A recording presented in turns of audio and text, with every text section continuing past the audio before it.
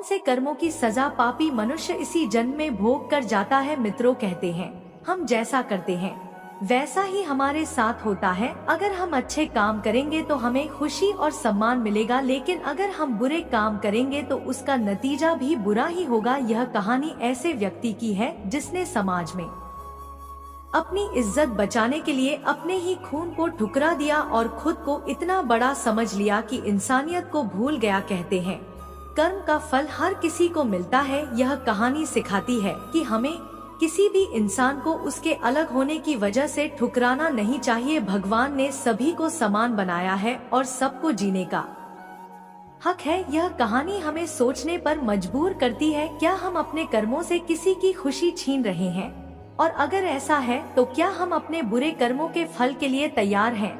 आइए इस प्रेरणादायक कहानी के जरिए समझे। उत्तराखंड के एक छोटे से गांव में गांव के मुखिया वीरेंद्र अपने परिवार के साथ रहते थे। वीरेंद्र का गांव में काफी मान सम्मान था, हर कोई उनके फैसलों और विचारों का आदर करता था। वीरेंद्र की पत्नी सुमित्रा गर्भवती थी और प्रसव के अंतिम महीने में थी। वीरेंद्र का सपना था कि सुमित्रा एक बेटे को जन्म दे जो उनका वंश आगे बढ़ाए और गांव में उनकी इज्जत को और बढ़ाए। यह अमावस की रात थी, चारों तरफ घना अंधेरा छाया हुआ था। गांव के कुत्तों और बिल्लियों की अजीब आवाजें माहौल को और डरावना बना रही थी। तेज हवाएं खिड़कियों को जोर जोर से हिला रही थी और आसमान में चमगादड़ की उड़ानें डर को बढ़ा रही थी। अचानक सुमित्रा को तेज प्रसव पीड़ा होने लगी। उस समय गांव में कोई अस्पताल या डॉक्टर नहीं थे। ऐसी स्थिति में लोगों को दाई माँ का सहारा लेना पड़ता था। वीरेंद्र तुरंत पास के गांव से दाई माँ जानकी को बुलाने गए। वह सुमित्रा के पास पहुंची और तुरंत प्रसव की तैयारी शुरू कर दी। 1 घंटे के भीतर एक नवजात बच्चे के रोने की आवाज घर में गूंजी। वीरेंद्र के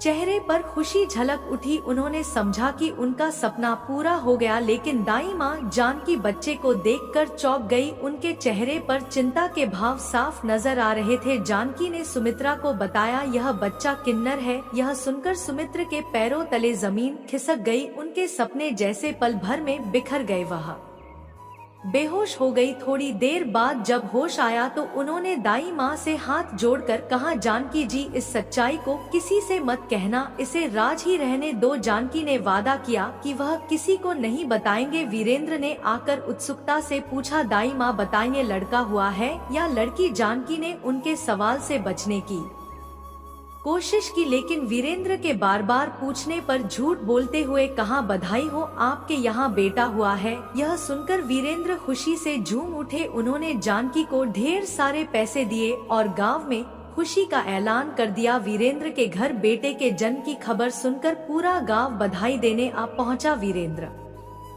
खुद को बहुत गर्व महसूस कर रहे थे। गांव वाले बच्चे की खूब तारीफ कर रहे थे, लेकिन दूसरी ओर सुमित्रा भीतर से घबरा रही थी। वह बार बार अपने मासूम बच्चे की तरफ देखती और सोचती, क्या होगा अगर यह लोग सच्चाई जान गए? क्या मेरा बच्चा कभी इस समाज का हिस्सा बन पाएगा? भगवान ने मेरे साथ ऐसा क्यों किया?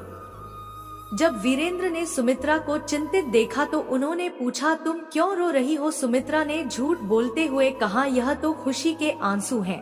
हमारा लल्ला बहुत खुशनसीब है जो इसे इतना प्यार मिल रहा है। वीरेंद्र गर्व से बोले, हाँ, हमारा बेटा दुनिया का सबसे खुशनसीब बच्चा है। मैं इसे पढ़ा लिखाकर बड़ा आदमी बनाऊंगा। सुमित्रा ने मन ही मन सोचा, जब तुम्हें सच्चाई का पता चलेगा तो क्या तुम इसे ऐसे ही अपनाओ? उन्होंने अपने मासूम बच्चे को सीने से लगाया और आंसुओं में डूब गई। इधर वीरेंद्र के घर बेटे के जन्म की खुशी में नामकरण का समारोह आयोजित किया गया। गांव के हर व्यक्ति को इस खास अवसर पर आमंत्रित किया गया। वीरेंद्र अपने घर को सुंदर दीपों और फूलों से सजवाकर काफी उत्साहित थे। उनकी पत्नी सुमित्रा ने अपने बच्चे को प्यार से तैयार किया और पालने में लिटा दिया। गांव के लोग उपहार और खिलौने लेकर वीरेंद्र के घर पहुंचे। पंडित जी ने पूजा शुरू की और बड़े से दीपक को जलाकर मंत्रोच्चार किया। सब लोग उत्साह से भरे हुए थे। पंडित जी ने कहा, अब शुभ समय है, का नामकरण कर दीजिए। तभी अचानक कुछ किन्नर ढोल और तालियों की गूंज के साथ वहां आ गए। उनकी चमकती पोशाकें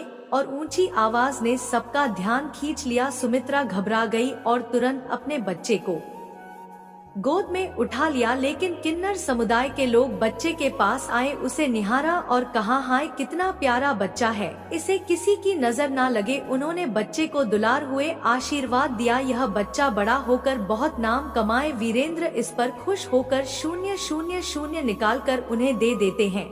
पंडित जी ने फिर कहा, मुखिया जी जल्दी से बच्चे का नामकरण करिए, शुभ समय समाप्त हो रहा है। वीरेंद्र नाम बताने ही वाले थे कि किन्नरों में से एक ने जोर से कहा, इस बच्चे का नाम आरव होना चाहिए। अचानक दीपक बुझ गया। पंडित जी बोले, दीपक का बुझना संकेत है, अब इस बच्चे का नाम आरव ही रखना होगा, यह विधि दोबारा नहीं की जा सकती। यह सुनकर सुमित्रा का दिल बैठ गया। वह घबराई हुई अपने बच्चे को उठाकर कमरे में चली गई और फूट फूट कर रोने लगी। समारोह खत्म होने के बाद गांव के लोग बच्चे को आरव कहकर पुकारने लगे। देखते देखते 5 साल बीत गए। आरव अब एक मासूम और चंचल बच्चा बन चुका था। वीरेंद्र को सच्चाई का पता नहीं था, इसलिए वह आरव से बहुत प्यार करते थे। जब आरव स्कूल जाने की उम्र का हुआ तो वीरेंद्र उसे गांव के पाठशाला में दाखिल करवाने ले गए। अध्यापक ने आरव को देखकर कहा, मुखिया जी यह बच्चा बहुत होनहार दिखता है, हम इसे पढ़ा लिखा कर इतना काबिल बनाएंगे कि यह आपका और गाँव का नाम रोशन